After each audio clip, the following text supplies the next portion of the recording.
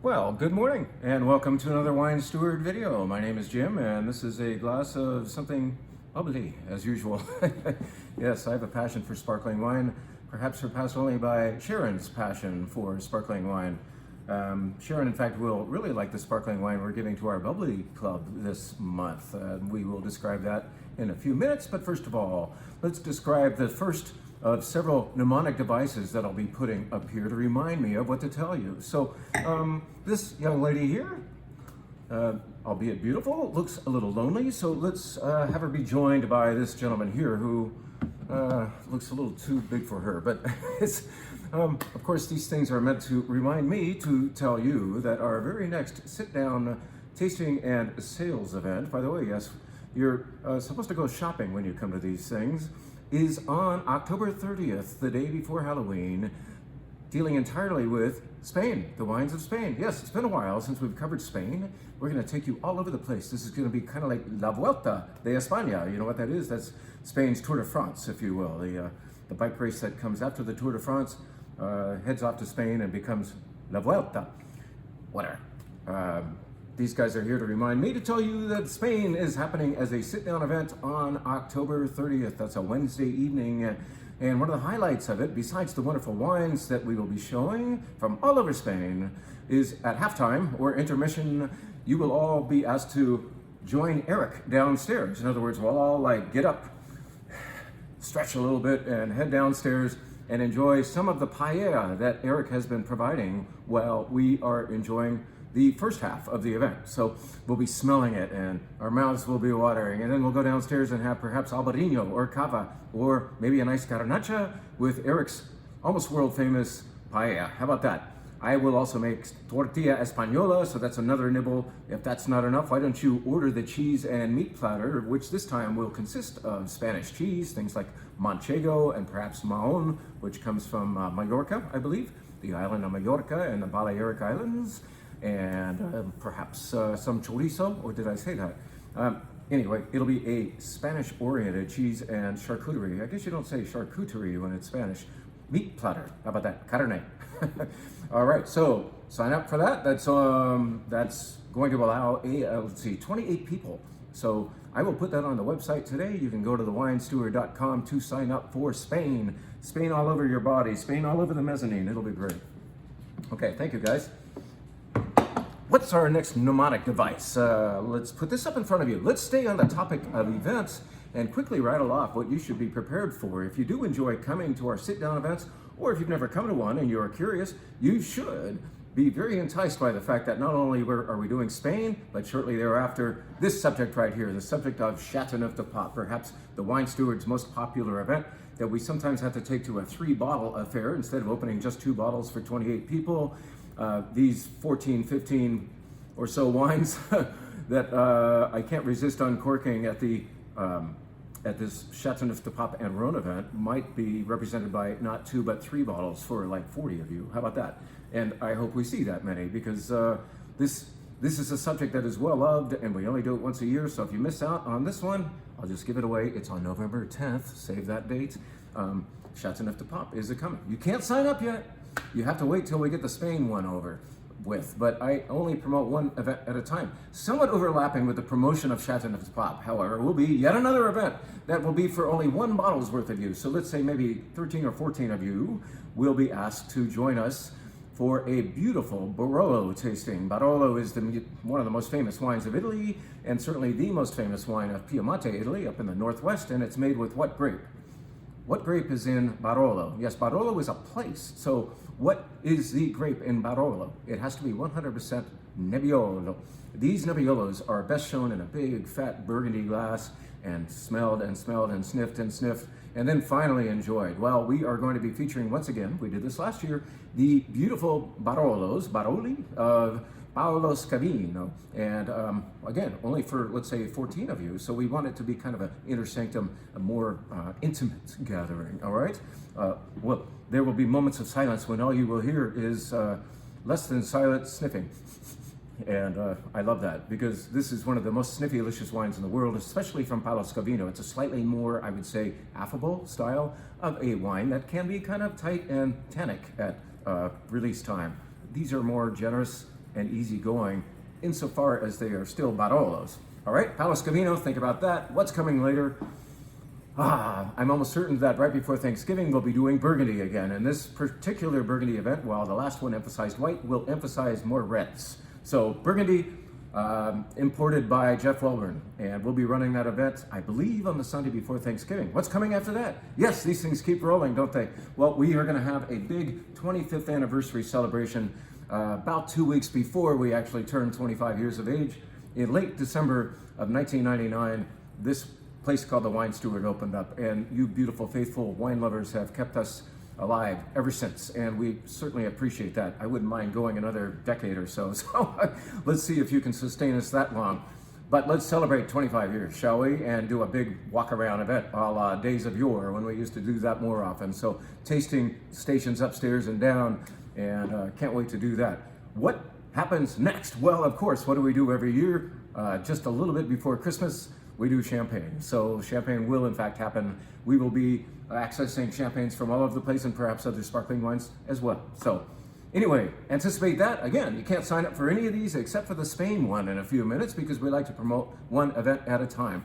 But keep an eye on that website, thewinesteward.com, on the experiences page, and you will see these things pop up. And of course, I'll be announcing them in these videos and in our weekly emails as well. So Chateauneuf de Pape, can't wait.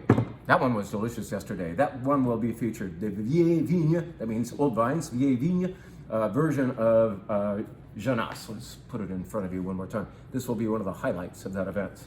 We had about 7 different Chateauneufs with Lisa yesterday, and 2 of them made the cut for the event. So can't wait. All right, now how about a little advertisement reminding me with a mnemonic device to remind you that we are also in the spirits business these days.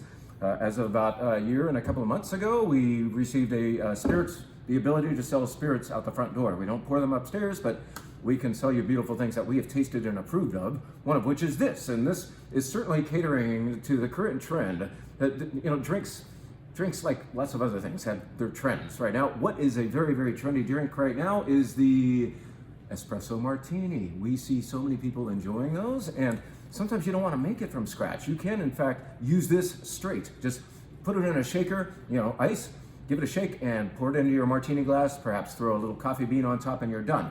Other people like to cream it up a little bit. You could add cream. You could add Baileys. You could, if you need more hooch in your espresso martini. Anyway, this is blue ice espresso, double espresso flavored vodka, perfect for your almost ready to drink espresso martini. Here's a little tweak on that. So this is from the United States. This comes from Mexico, from Casa Maestri.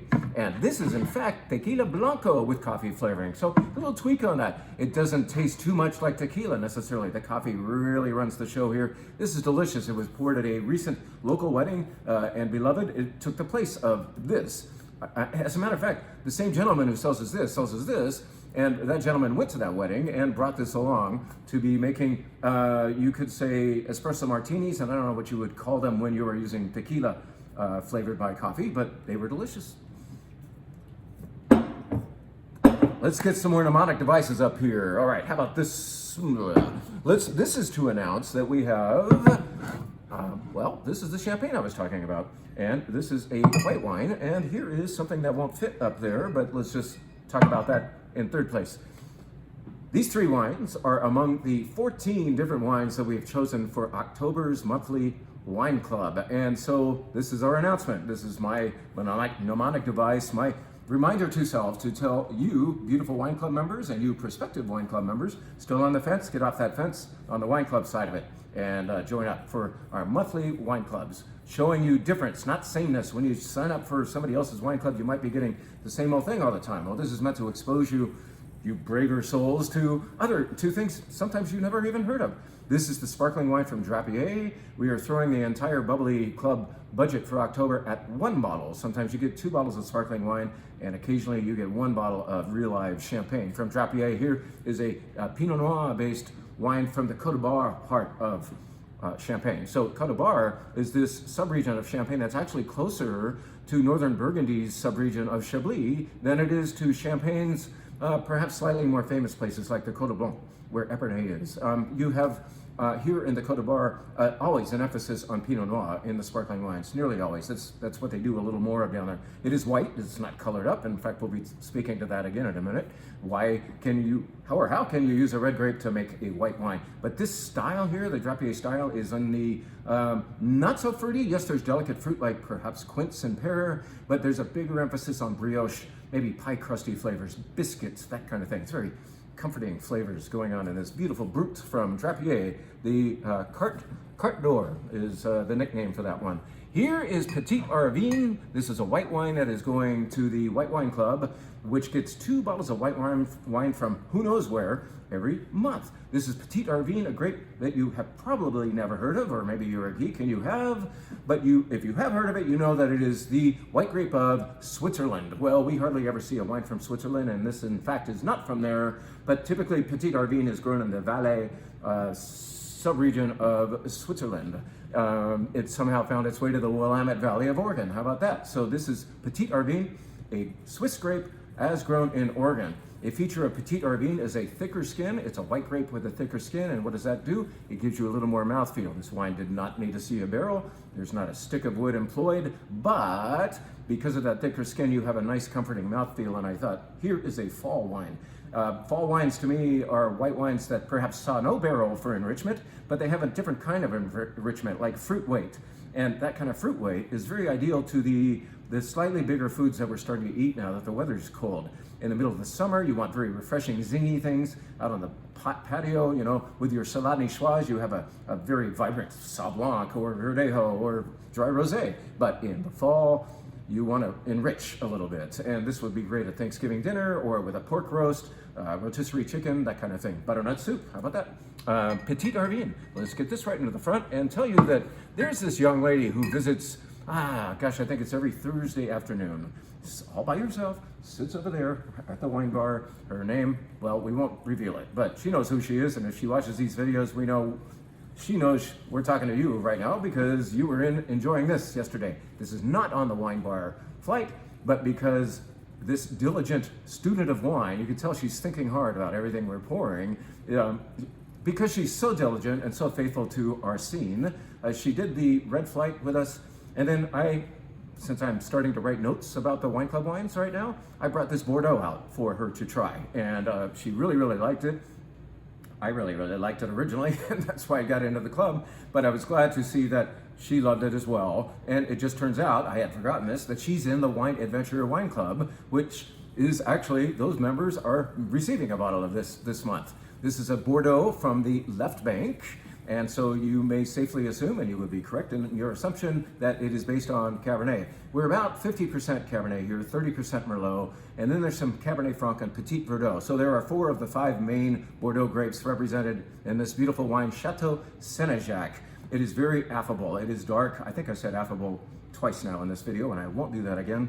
I'm gonna punish myself with this. Okay. This is a easygoing, albeit deeply flavored, a dark, beautiful 2019 Bordeaux. 2019, fantastic year for that area.